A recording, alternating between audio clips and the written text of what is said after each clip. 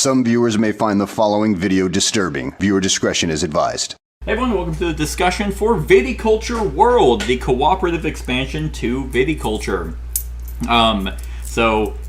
This was sent to me as a review copy, so take that with what you will. But let's talk about Viticulture World. Okay. Would you like me to begin? Sure. First question, because this actually isn't my game. It is not just cooperative. World can be played the traditional competitive way, yes? No. No. World is strictly cooperative. World is purely cooperative. Okay. But they changed cards within the decks that work in cooperative as well as competitive. So Right. so pretty much you just need the expansion, and any changes you make to the original game, because you also do need the original game to play. You don't have to take cards out every single time you want to play competitively. Right. So they work in both instances. Yeah, which is good. But yeah, so they have multiple countries that you can play in. Europe, North America, South America, Asia, Africa. I think all the continents. No, Antarctica isn't in it. Not a lot of winemaking. Yeah, it's pretty hard. We're looking at terraforming. But. Right. but they all play different. And your variety, besides of picking a different continent to play, is that for your first few games, there's more cards than just the 6 events, but you play 1 through 6. Yes. But then any other time, so if we play Europe again, you can shuffle the events, and so that will add new ones. Variable difficulty versus being like, oh hey, I know in year 3 we're gonna get this benefit, so you don't know. I'm conflicted. I'm conflicted on this game. Okay. Because it has the same fundamental problems that I have with Viticulture now, in that how easy or how hard the game is just how well your ability to top deck is. A lot of it. Yep. Yeah, like if you're sitting there, because I feel like this game is extremely slow. It feels slow. Yeah. You're involved and you're It's more of an meticulously... engine builder. because we're not competing for spaces usually. Right. In fact, we want to share them and strategize sharing them sometimes. Yeah. So it's like they took a competitive game and was like, okay, well, for some reason, let's make it cooperative. And it's like, okay, sure. I don't know a single person who was asking, I want Viticulture to be cooperative. But it is.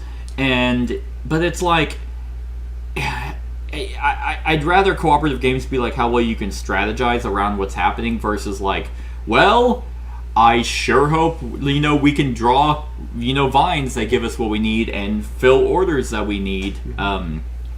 Because it's not like we're not running one vineyard together. Right. You're still playing Viticulture. Yes. But now it's just like, now you can trade with each other. and we're trying to help each other achieve goals. Yeah. Rather than we're trying to get in each other's way. Yeah, and that's kind of, it feels still like a competitive game because of just that fundamental aspect. It's not now, oh, how can we all utilize our workers in one way to share the common goal of a vineyard? It's, well, I still have to do my stuff. Like, I still have to get 25 points. Yeah. You still have to get 25 points. So if you have a better setup of harvesting and planting and all that, and you can fill orders left and right, well, I also have to try to do that or go a completely different route and be almost a hindrance the entire time.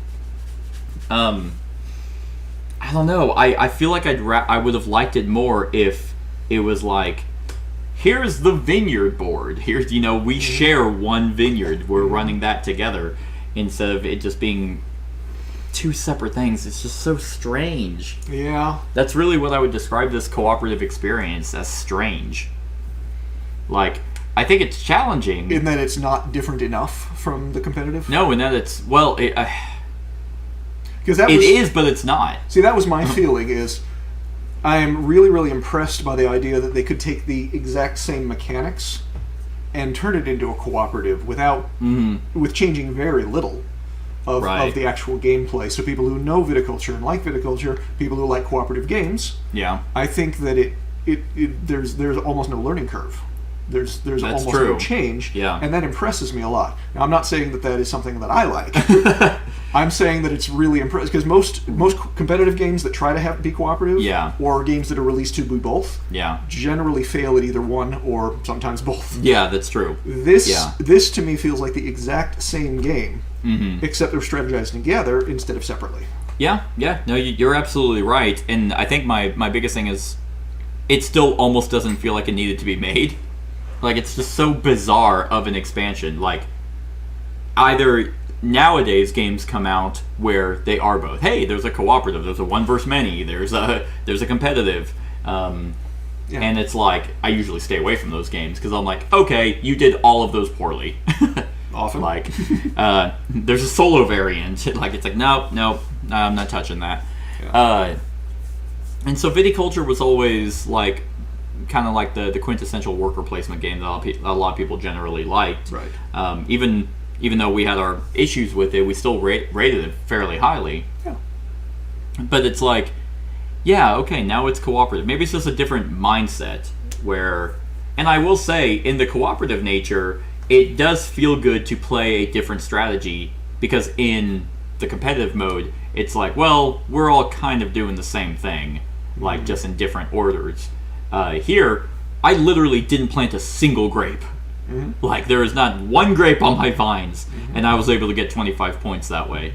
Which, as you pointed out, is what you now consider to be a fundamental flaw of all of this. Right. Is that the theme is... You can play without the theme at all. Yeah, yeah. Like, I felt like I bought a vineyard, and that was me. I was the CEO of a vineyard, and I was just raking in the money and just doing all the PR stuff. Yeah. And you were the one doing all the work. Which, and again, different ways to win. They both apply equally. Yeah. In the cooperative as well. Yeah, because it feels good, because it's like, to try that in a competitive and regular viticulture, like, it's, and I did in our run through, and it wasn't too bad. You did but very well. For never planting anything. For not planting a single thing. I don't know why. For some reason, that's just more fun to me. Because it's like, well, everyone is obviously planting. Well, I don't want to be like everyone else. So Well, let's try that something. way we're also competing for the same spaces. Yeah. You go a different way, you've got a lot more freedom. Yeah. So, Which works out really well in the cooperative because we are targeting different spaces to do different things. Right. And then, hey, I've got a valuable grape. Why don't I hand it to you? Yeah. Why? And the utilizing different workers, where it's like, I was mainly all summer. Like, I think I used 2 workers max in winter to fill an order whenever I happened to bring in the stuff and to pay for the influence. So the cooperative. Let's talk about the actual cooperative gameplay of it. So it's slow. It's about an hour and 40 minutes to 2 hours of the overall game. It feels your first couple years are gonna feel like you are not doing anything. Right. No, not getting any points. Right. And the clock is ticking. Yes. So you're eyeing that, and every single year that passes by, you're like, we're not. It's impossible. Like, we can't do it. And each time you and I have played this, it always came down to like the last year, and we just edge out like the 25 points. Now, I will point out, minor spoiler, the intro, not even continent, but the intro pad. The Green Gully Charterstone crossover, yeah. The one that you learn to play this version, really gave it away. That is true. I mean, it would have been impossible without all the gifts you get later on, right? Which took away any enjoyment I had at that point. For sure. Doesn't matter what I did. Right. I was doomed, and then suddenly, here's a kitty. Right, you did it. But there's a good boy. I will say that the tutorial still did a really good job of introducing you to this cooperative experience. Oh, yes. Because if you think about it, in regular viticulture, there is no timer. It's a race to 25 points. And so people can just have the freedom to be like, oh, I'll get a couple points here and there, and then, and then do the few leaps of points. And in viticulture world, you don't have that time. Like, every single worker you place is like, you need to be very exact and very meticulous, because most cards that are like, oh, take away a point to gain something, you don't want to do that here. Yeah. Like, literally, I did that once, and I just got 25 points. So it's like, luckily it didn't hurt us. We weren't like, oh no, we're down, we lost by 1 point, because each player has to get 25 points. Yeah. And then you just have to get influence up to 10. But it makes me wonder why not. Why they put the artificial time limit on it. Because it could have just been, how long did it take you to get to the goal? And then you rank yourself based on, a par system. I feel like that kind of stuff works best in solo play. Okay. Like a beat your own score kind of thing is best in solo. In cooperative, for me, I would kind of feel like, well, what's the point? Like, Okay. let's just say we did something versus, oh shit, like, because having the timer in cooperative games are supposed to be hard, and having an arbitrary, we got 80 points this time, or we did it in 10 rounds or whatever, doesn't hold any weight, in my opinion. Okay. But like terraforming Mars and stuff for solo play is a kind of beat your own score. Hey, this time I got, 100 points, and last time I only did 95 or whatever, and it's like, oh yeah, I did it. Gotcha. So I do like that the year track is there, and you mentioned during the run through, it's like, oh well, this is hopeless, and I was like, yeah, it fucking might be. Like, I was agreeing with you, but they do something in this that I very much enjoy with cooperative games, is strategizing in turn order. Like, so many times it's like, okay, I need to go here first, Yeah. and then you need to come here and afterwards, so we can do this, so I can give you this stuff. I mean, it has that pandemic feel. Yeah. Like, very, very specific orders on actions. This card, when I went there after you fulfilled your order, put me over the top. Right. Otherwise, it wouldn't have happened. Right. But it had to be in the right order, and I yeah. had to have the right workers left. Yep, and the fact of trading things where it's like, and I think that's what makes the individual viticultures, the individual vineyards, not the individual vineyards, it's the top decking. In cooperative, it's not as bad because of the trading element. Yeah. That is way bigger than what the introduction ever made it out to be. Yeah. Like, this game was like, we used the trading so much because it was like, well, I don't have any vineyards, or I don't have any grapes. I'm not harvesting. Yeah. I need to rely on whatever piddly ass wines I can get. And if you're going to draw orders, because if in cooperative, if I draw an order that's not good for me, but it's good for you, well, sucks to suck. Sorry, you didn't draw that one. Yep. But here it's like, oh man, I really need a sparkling. Like, that's the only thing I got. Oh, you drew it. Okay, so now we can trade, and you can give that to me. Yeah, but they restrict the trading enough that it's not game breaking. No. It's not free trade. It's you pick one thing. Yeah. And you can do one give, one take. Yep. And that's it. Yep. And you have to go to the same spot. And it almost feels, with your special guy. It almost feels worse because you have to give up your grande worker to do that. So it's either you have to hopefully find a spot that both players, or all players, I guess, both players who's trading, want to go to, and if that works out, then it's like, great. Oh, you want to play a summer visitor? I also want to play one, so you can go there first, and I can go there, and we can trade. Or we need to trade, as we did a couple of times. So where are we both going to go? Yeah. And in what order? Yeah, exactly. And there's a lot of strategizing, co-strategizing, which is, again, really good. Really impressive, yeah. And I think the reason why it's like, I don't think this expansion is bad by any means. Right.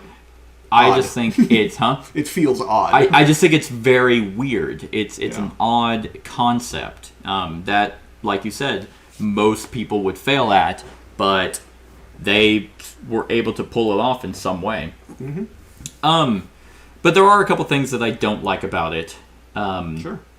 I really like the events. I like that the events, because we did the medium. Europe is a medium difficulty, and it felt fair. Like, they had a few events that were kind of like, oh, you pay an extra coin, if you harvest or if you do something like that. And they try to tie in some theme or some history, whatever, into it. But other times it was like, hey, if you do an action, pay 3 coins and you can gain an influence. And I like that. I like that the events allow you to gain something extra, but also might penalize you. Yeah. What I don't like is that do not like the innovation tiles. Okay. Like, well, I like them. I like their abilities. Mm-hmm. Like, but your game is once again easier or harder in the order that those come out. That's true. And that is very frustrating, especially because the order tiles are not dictated by continent. Mm-hmm. So they're always the same one. So you could be like, well, I fucking know that the Play 2 Winter cards is in there, but where is it? Yeah. Like, okay, I guess we're just not getting it. Yeah. Or if you're struggling with a money engine and you're like, well, we need influence, but the one, I mean, we didn't get the one that made it cheaper until way later. Right. Um, Replayability by randomness, but you sacrifice strategy. right. And it just doesn't feel all that fair. And yeah, it's just kind of like, hey, how can we make the game really difficult? And it's almost arbitrary difficulty. Yeah. It's like, well, you didn't really you didn't come up with a creative way to make it hard. You just threw randomness in there, which will make it hard, or potentially really easy. Where it's like, oh man, Right. the ones we need for our, I mean, like the trade one was perfect because I needed to get structures out, and it's like, okay, well, I was going for that anyway. Oh, perfect. So I like their abilities. I think that they are very, very helpful. You almost have to innovate. At least some. Yeah. At least a few. Yeah. Yeah. But I mean, other than that, I don't like how they come out. And the oval ones, we didn't get a single one. We didn't bother this time. We did last time, We did. and it was okay, but it wasn't Yeah. as important as these. Yeah, it was. And they cost the same. It costs the same, and the only people who can benefit from these are trained workers. I don't like the training. Yeah. That's probably another kind of negative. I've never trained one in all the games I played. Yeah. I've never bothered because I've always been growing and fulfilling orders. Yeah. So pretty much equal summer and winter. Mm-hmm. And I just didn't use the time and the money to Yeah. go to that space. Yeah, it's pretty expensive, and training doesn't feel as good in this one. In the regular, it does because you get more workers Yeah. in a worker placement. Oh, That's yeah. good. But in this, it's just like, well, 2 and 2 is pretty solid. Like, yeah, I guess he's a trained worker, so now he can go anywhere, which could be nice if you need to change strategy midst. But like every time we've played, it's Well, like, we've always got the third wild card. yeah. And any given year, someone can choose to have a fourth. Yeah, so it's kind of like, well, training doesn't feel that great. These oval tiles are the only thing that makes training worth it, because your grande worker, the extra bonus worker, and any trained worker can gain from these. Right. The secondary nature of these is the fact that it doesn't restrict spots to one person. In a two-player game, it's that, oh, if this is here, anyone can now go there. Yeah. But Cooperative, how many players? 6. Cooperative. Yeah, 1 to 6. Shit. No. Yeah, absolutely not. I can't. I'm having a hard time imagining even 3. Same. Just with the level of strategy and the level of randomness, like Yeah. that would. All it does, well, technically a 3-player game still has the same number of influence. You start at 3 in a 2 and 3, and 4 to 6 you start at 0. So the difficulty now becomes you have a third person trying to get 25 points. And to trade with, and Yeah. to figure out the spots to go on. Yep, because all the spots are Yeah. still limited to the first one. Yeah. So and maybe it's just a 2-player game, these aren't as good. But in a 3-player game, I can see these being a lot better because, well, obviously we all want to go do something. We all want to fill an order, so let's put one of these on there. But it makes it, like, if we put an oval spot on the fill order space, you have to pay a 2 penalty. If you want to do it on the train one, 3 players, you need to get rid of 2 cards. So you need to get rid of a point. So it's, I don't know. I think I never felt like, oh, we need another person. I think that it would just way complicate things and make it less enjoyable. Yeah, and way longer. Yeah. Like, it's already a longer cooperative game Yeah. that... It is long. I will say it doesn't feel like it overstays its welcome. Right. Like, it feels pretty good. Yeah. Probably because it picks up. It does, yeah. And so you're getting more excited, and you're oh, we're almost done. We got to. It becomes even more crucial toward the end because the first couple of years are, what are we doing, and is it going to work? Right. Yeah, I mean, the first couple of years is you kind of just are drawing a bunch of cards. Yep. Preparing for maybe. Yeah, and that kind of brings me to my next kind of concept of it's cooperative, and Viticulture I wouldn't say has the greatest of replayability anyway, so it's like, well, am I going to play this any different, you know?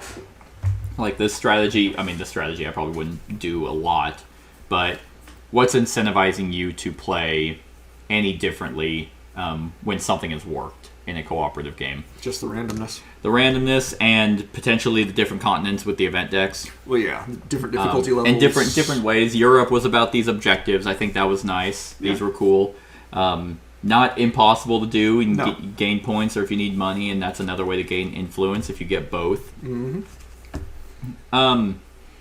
So, I mean, overall, I think it's a balanced game. It doesn't have necessarily really any major flaws. Like, I'm not sitting here like, oh, I absolutely despise this. I don't necessarily like saying stuff like this, but if you have problems with Viticulture and like it's pure randomness and like, oh, lucky you drew all the right cards for you and I didn't. Yeah. That goes away. So the cooperative expansion fixes that, where if you want to like the game and you're like, well, now it's an even playing field. Who cares who draws what because we can trade with each other? Then everyone's working together. And for me, it doesn't fix the problem. It just expands it to we're all in the same boat. Sure. But it's still random enough that if you don't draw key cards or if you draw some useless cards, there's still the same mitigations, but it still feels the same. Yeah. To me, it's just we're strategizing together instead of I'm being really quiet. I guess it doesn't feel it doesn't feel personally upsetting. Like the game itself is still like, well, this is annoying. We're not drawing any cards. Yeah. But because of you draw cards. There's one more mitigating factor in that we can't trade. Yes. Yeah. I mean, that's really like it because it's like it's hard. I mean, if you like here's the thing: if you like Viticulture and you like cooperative games, that's just I don't know who this is for. That group. Yeah. Because I mean, I would imagine if people Viticulture is probably not the sort of Viticulture is not going to draw a lot of cooperative game lovers. Yeah, that's the strange part. Is like if you really love Viticulture, well, then you probably love it because it's competitive. So I couldn't. That's it. Back at the beginning, it's like, this is strange. I think what's bothering you is, who thought of this? Right. What the hell? Like, why did, as you said, Viticulture, you know what we need? People working together. Yeah, it's so... And that's just lately what Stonemaier has been, where it's like, who the hell's coming up with these ideas? Who is this for? Red Rising. Yeah. It's not for Red Rising fans, I can tell you that much. It's not for fans of Fantasy Realms. It's for that weird group of people that loves both.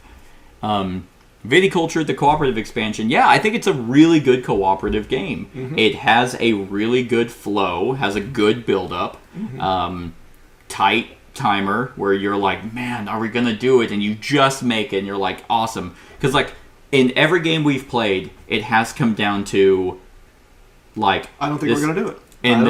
Right, and then being like, oh, okay, if we do this in this very specific way, we can do it, and that brings out the level of strategy, the problem solving that I thrive off of in cooperative games. Yeah. It almost gave me that very... Have you played Spirit Island?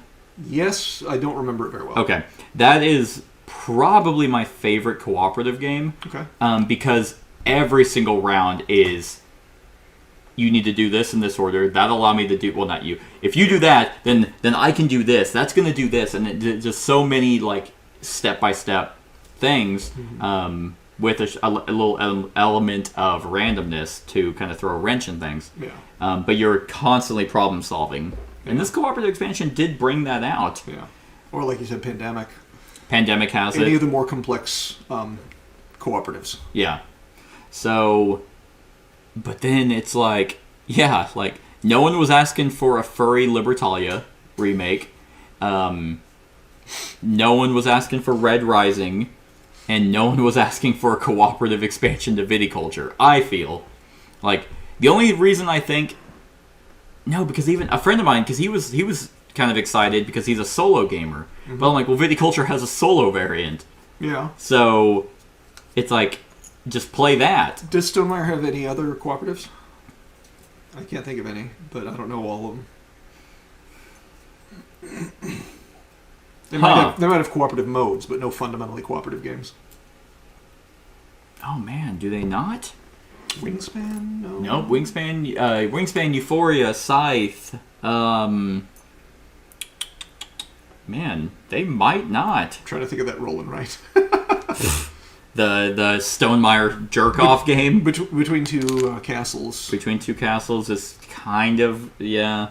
It's not really.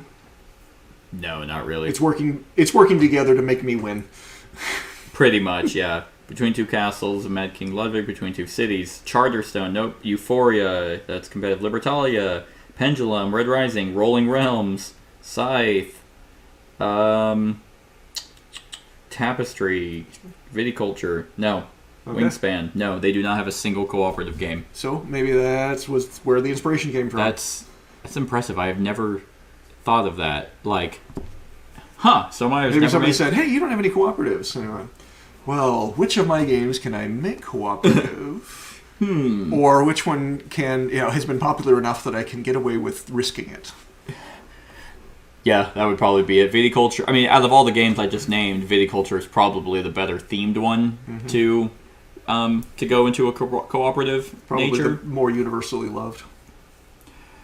Wingspan blows this out of the water. Okay. In terms of actual sales, and I would say love. Wingspan definitely kills it. Okay.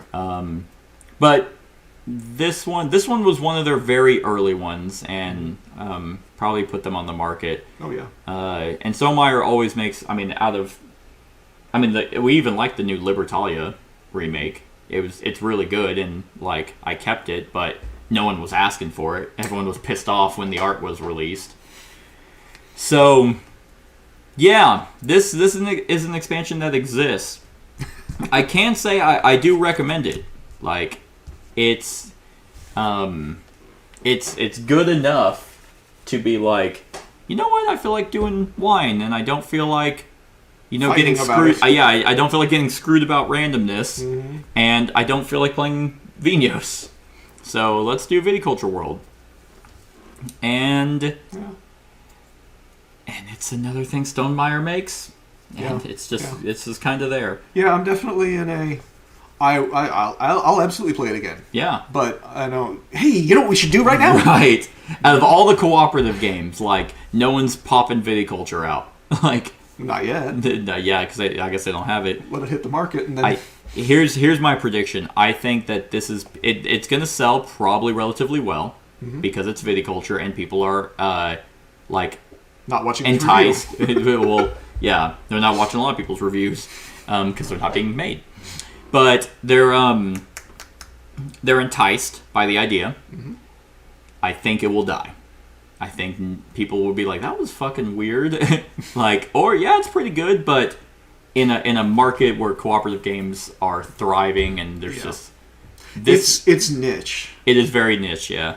Unlike Wingspan, which is much more universal appeal, or Tapestry, or a lot of. I mean, here's the thing with every single cooperative game I own, I would play before I played this one. Okay.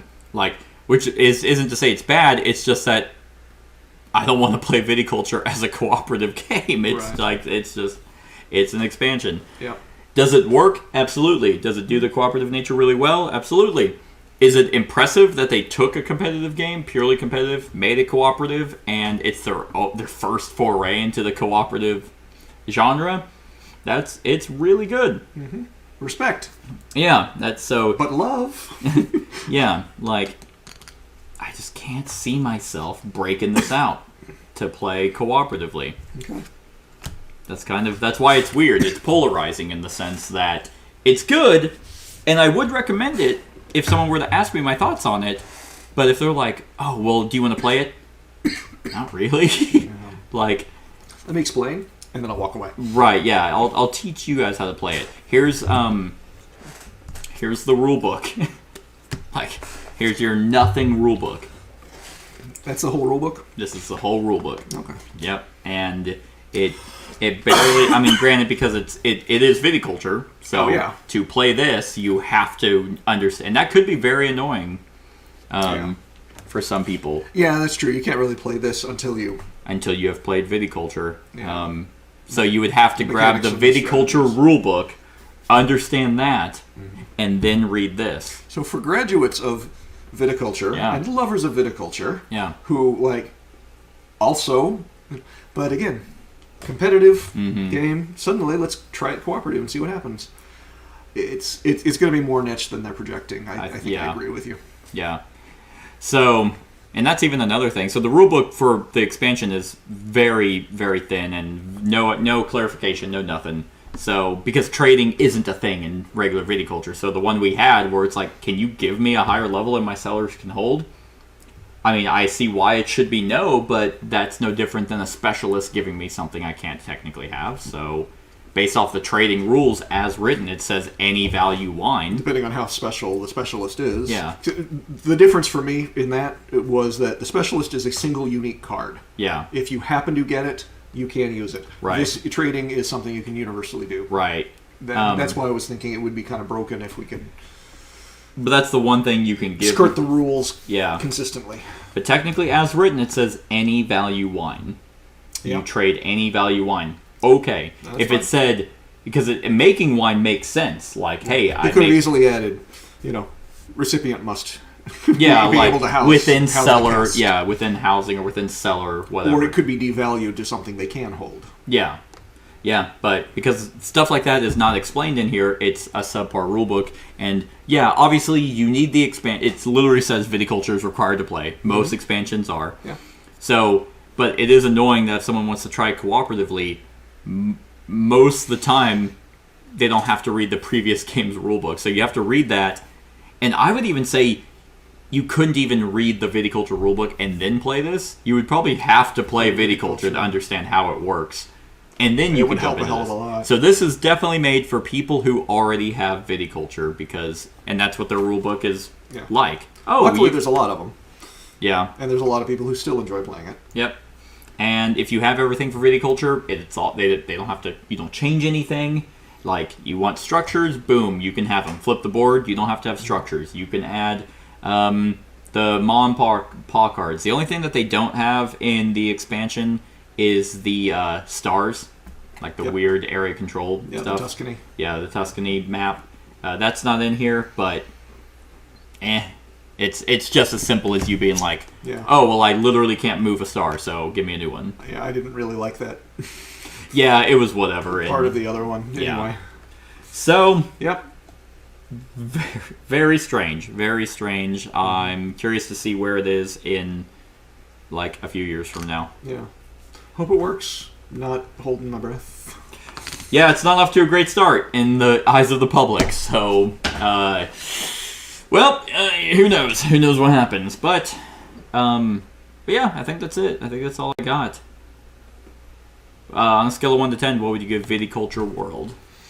Again, it's a split thing because Yeah. love the idea, love the execution. I want to try the other continents. Okay. Like it is intriguing enough. I think that's also where it will die. Once people kind of get over, oh, we've played every continent. Yeah. Okay. So let's randomize the cards, And that's pretty much it. which is more random. Something that we already find a little irritating. Yeah. Yeah. It still doesn't feel as bad. Like it's more personal when it's like, man, I wish I drew the card that gave me 8 points, off of that, but I guess I didn't. All right, so scale. So I want to rate it higher just because of all the positives. Mm-hmm. But as far as the actual game itself and playing it, 7, which is not bad. Not at all. Yeah, But- that's where I'm at. Like I think I'm giving it a 7 also, because I think I'm the one in the boat that once I've played the 6, I think there's 6 continents. Once I've played those, okay, What's the I'm point? done. So I've seen those. That's kind of fun. Like it does the cooperative nature, extremely well with the planning and stuff. But now there's not really much more to see. Even for Europe, we could technically be like, oh, what would they have been? Poor harvest. After a player harvests at least one field this year via an action, decrease the value. Skyrocketing prices. Place the event token on action I, wherever that is, up there. Whenever a player draws a wine order, via action I this year, they also receive 2 coins. There we go. We've seen Europe. Yep. And now the only difference is we shuffle that if you want to play Europe again.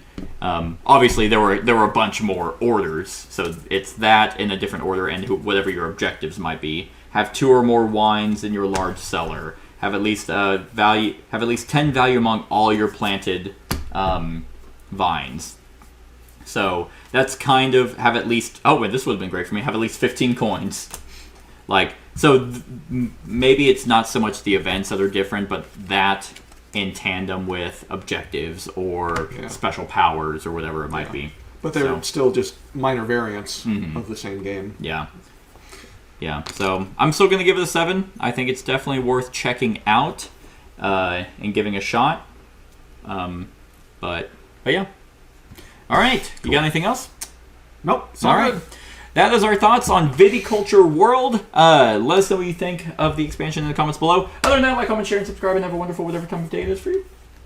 Hey everyone, thank you for watching, and I really hope that you enjoyed the video. If you would like to see more of my content, go ahead and click that subscribe button and the bell to be notified whenever I upload any new content. If you feel like supporting the channel, you can go ahead and click that Patreon link to be taken to my Patreon, and any help is truly appreciated. Other than that, stick around for any other run-throughs or reviews or cool top 10s or whatever I feel like putting on. Other than that, like, comment, share, and subscribe, and have a wonderful whatever time of day it is for you.